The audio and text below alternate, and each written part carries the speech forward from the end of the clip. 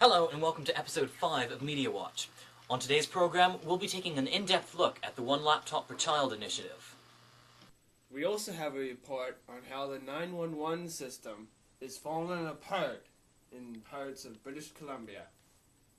And finally today, CNN takes a look at a funny musical that's making fun of American politics. Those are the stories, this is the program. You're with Media Watch.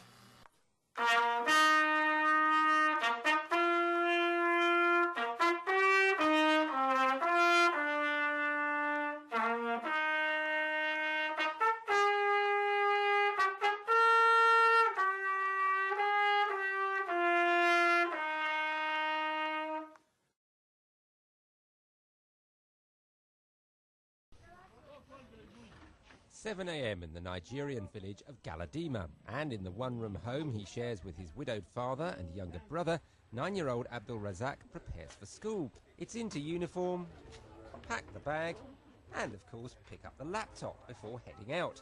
And no, he's not unusual. On the walk to school through a village where many lack even the basic amenities, he's joined by fellow pupils also carrying laptop computers. These children are part of an extraordinary project to bring cheap computing to the developing world. It's called One Laptop Per Child, and every child at this primary school has been given one of the laptops. What happens here could determine whether the whole thing is a success or a failure. The school here has few teachers or books and intermittent electricity.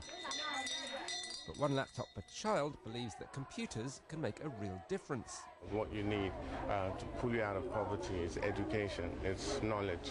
It's to have knowledge, to know what to do, when to do it, to value yourself as a human being. It's an education project. The laptop is just a little part of it. Can you see it there? Yes. Okay. For the teachers, it's been quite a journey. They started with very limited experience of computers. Now they're trying to use them in every lesson, in classrooms with as many as 90 pupils crammed in. Let's have a closer look. It's pretty robust. You're supposed to be able to drop it from 5 feet without damage. It's battery powered, and there are plans to introduce a wind-up battery eventually. These two ears here are antennae which help it to connect both to the internet and to other computers on the same network. And there's a whole range of programs, from writing to browsing the internet to a simple animation program.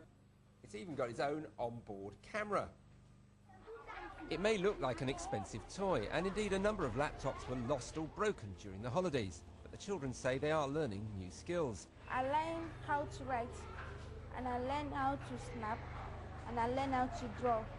I use it if my teacher writes a note on the board, she will tell us to stop, to copy it and save it.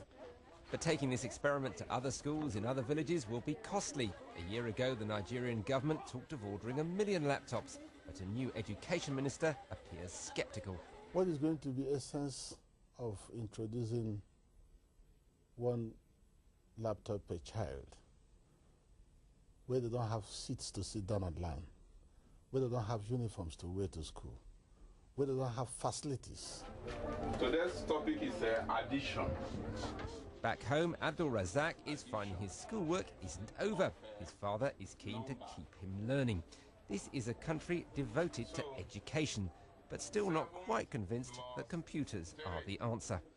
Rory Catlin-Jones, BBC News at Galadima in Nigeria.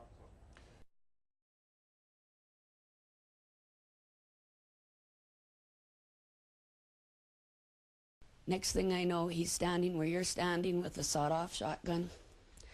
And no questions asked, nothing barely said, and just pointed at her and shot her. Lynn Nealon recounts her terrifying ordeal when a man armed with a sawed-off shotgun burst through the door into her home last month and opened fire, killing Nealon's friend and roommate. She was going towards him to try and protect her girlfriend because apparently this man had beaten her girlfriend, and that's why her girlfriend was here with us.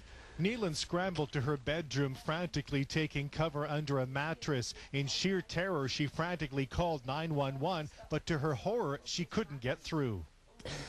It's ridiculous. 911's an emergency number, and you should be able to get a hold of them whenever. It shouldn't be a busy signal, ever.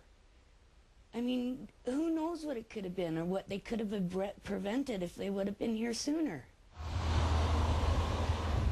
RCMP eventually responded, but by then the shooter had escaped. With the help of a police dog, a manhunt was launched, and a 48-year-old suspect was arrested the next day and charged with first-degree murder. Yes, how may I help you? But critics say this incident proves the current system isn't working. Since 2004, all of the region's 911 calls have been routed through a centralized dispatch center in Kelowna. It handles about 250,000 calls a year, and while police say they've added operators since the December 17th incident to handle potential backlogs, some say it's not enough. I think the RCMP have to do something to restore confidence. I don't know what that will be for sure, but they definitely have to consider increasing their capacity in Kelowna. And I think they also have to consider reinstituting a call center on this side of the mountains over here in the East Kootenay. On top of everything else, Neelan was bitten by a police dog on the night of the incident, and while the physical bruise is expected to heal, the emotional scars will not. Somebody's got to wake up. Something's got to change. Because none of this should have happened.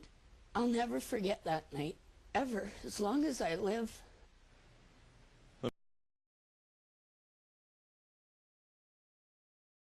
Durango, Toledo, baby, why don't we go to Algona?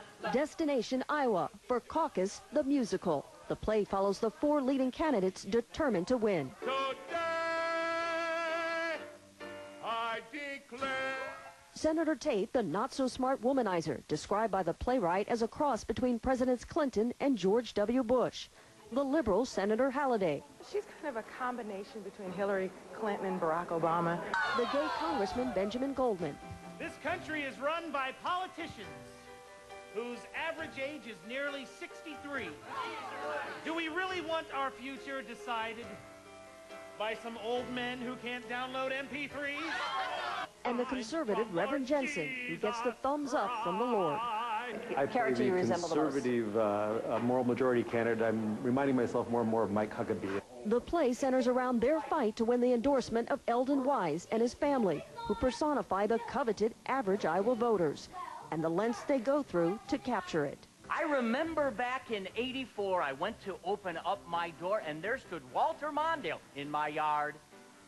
He'd been there since the break of dawn. That's when he mowed and raked my lawn and walked and fed my lazy St. Bernard. Anything more about this year can paint my awning. Playwright Robert Ford. I remember seeing someone kissing a pig at the state fair. Truly, that's one of the things we try to convey in the play, is that these politicians, when it comes to Iowa, they will do anything to win a vote. And as they say, the family that votes together is one happy family. Eldon's family quickly falls apart when they discover they've all chosen different candidates for different reasons. I'm gay! Oh, dear Jesus! So the candidates decide to hold a mock caucus with the family to try to sway each member to come over to their side. It quickly turns ugly. You are the bastard child of Rebecca Munson of Yuma, Arizona, who was impregnated by her senior prom date, Benjamin Thomas Ludd, or Ben Laden for short. No wonder you don't want to use your real last name. Not only have you lied about your last name, you're pretending to be Jewish? Notably, Eldon and his family abandon all the lead candidates to choose a fringe candidate with a simple message. But I believe anything is possible, provided that we patiently take one step at a time. And now that that's settled, the family and their neighbors are eager to see the candidates go. Goodbye, goodbye. The actors, all Iowan voters, share their character sentiments. They're at our doorsteps and outside our windows. Like real current, and I think it really hits home to a lot of people in the audience. In the finale, the audience is left with a simple directive. Go get off your sorry ass and vote. Well, another successful edition of Media Watch for you. We hope you've enjoyed this episode of Media Watch. From all of us at iNet, thanks for watching. Peace out.